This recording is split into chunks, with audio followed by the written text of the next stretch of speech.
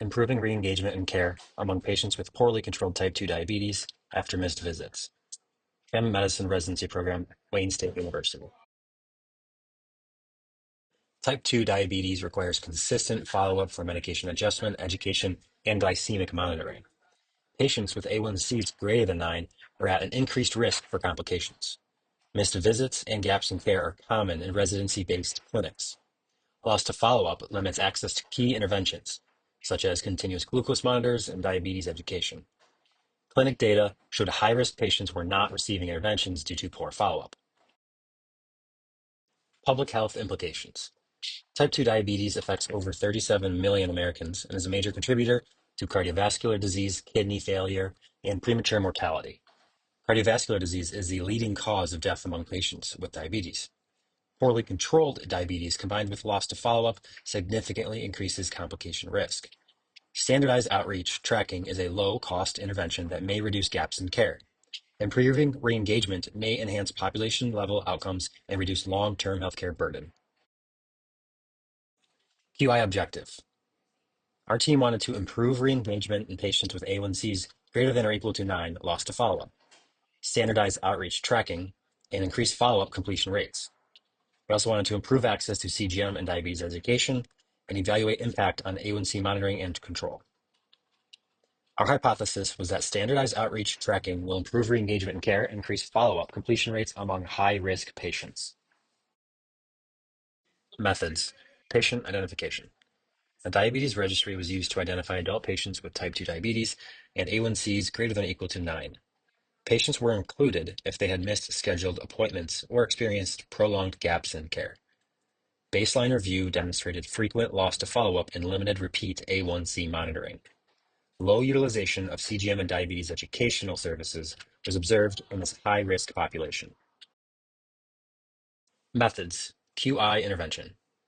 A Plan, Do, Study, Act framework guided implementation of the intervention. Residents and clinic staff implemented standardized outreach tracking. Each patient received up to 2 outreach attempts. A second attempt was made 3 to 5 days after the initial contact if no response was obtained. Documentation included date of contact, response status, and follow-up scheduling. Patients who returned to clinic were offered diabetes education and CGM placement when appropriate. Process results. High proportion of patients with A1Cs greater than or equal to 9 were lost to follow-up. Loss to follow-up limited delivery of diabetes interventions. Patients who completed follow-up showed improvements in A1C. Standardized outreach improved tracking of follow-up gaps. Outreach increased rescheduling and follow-up completion. The following bar graph demonstrates that outreach improved re-engagement. Out of 17 people that were included in this outreach program, 10 followed up and 7 were lost to follow-up.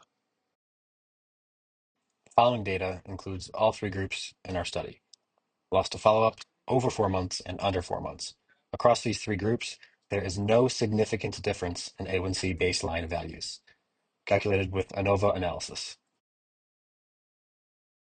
While the last slide demonstrated the baseline A1Cs for different categories, the current data will show you the delta of A1Cs in the 2 categories over 4-month follow-up and under 4-month follow-up.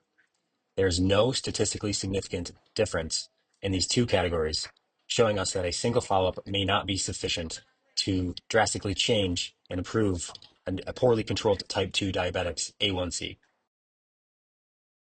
Clinical outcomes. Baseline A1C values were similar across groups. No significant difference in A1C change between early versus delayed follow-up. No difference based on outreach response. Re-engagement alone is not sufficient. Sustained longitudinal care is required. Discussion.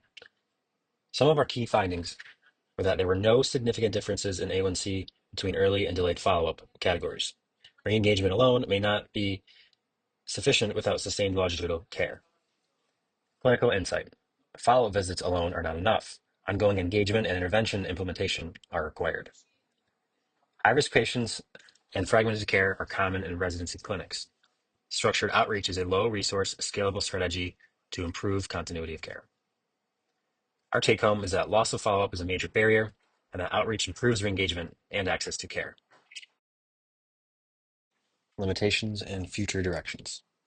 Study limitations included small sample size, which limited our statistical power, limited follow-up due to inconsistent patient adherence to scheduled visits, low CGM utilization, limited evaluation of technology-assisted glycemic control, and lastly, incomplete A1C data due to inconsistent follow-up intervals. Future directions.